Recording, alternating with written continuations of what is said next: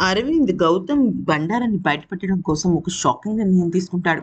అయితే మల్లిని, మాలినిని, గౌతమ్‌ని అందరిని అంటే మల్లిని తీసుకురాడు. గౌతమ్, మాలిని, అరవింద్ వీళ్ళు ముగ్గురు కూడా అరవింద్ చనిపోయిన స్పాట్‌కి వస్తారనమాట. "ఈ ప్లేస్ నీకు తెలుసా మాలిని" అంటే, "ఎందుకు తెలీదు అరవింద్. ఇదే కదా నిన్ను నన్ను విడదీసింది" అని చెప్పేసి వాళ్ళు గతాన్ని తలుచుకుంటారు. అయితే ఇక ఈలోపు అరవింద్ గౌతమ్ దగ్గరికి వెళ్ళి, "నీకు తెలుసా గౌతమ్ ఇది ఏంటో స్పాట్" అనంటే గౌతమ్‌కి కంగారు పెరిగిపోతుంది. ఎందుకనంటే అక్కడ తన నిజం ఏ రకంగా బయటపడుతుందో అని. అయితే బయటపడుతుందని తెలిసి భయపడుతుంటే మాల్ని అంటుంది, "అసలు ఎవరు, ఎవరు అరవింద్ నిన్ను చంపాలని చూసింది?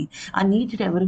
గౌతమా? నువ్వు కాదంటున్నావు. మరి ఎవరు చెప్పు" అంటూ బలవంత పెడితే అప్పుడు నేను చెప్తాను మాలిని. ఎవరో చెప్తాను. ఖచ్చితంగా చెప్తాను నీకు అని చెప్పేసి మరి ఇంకెవరో కాదని గౌతమ్ అని చెప్పేస్తాడు.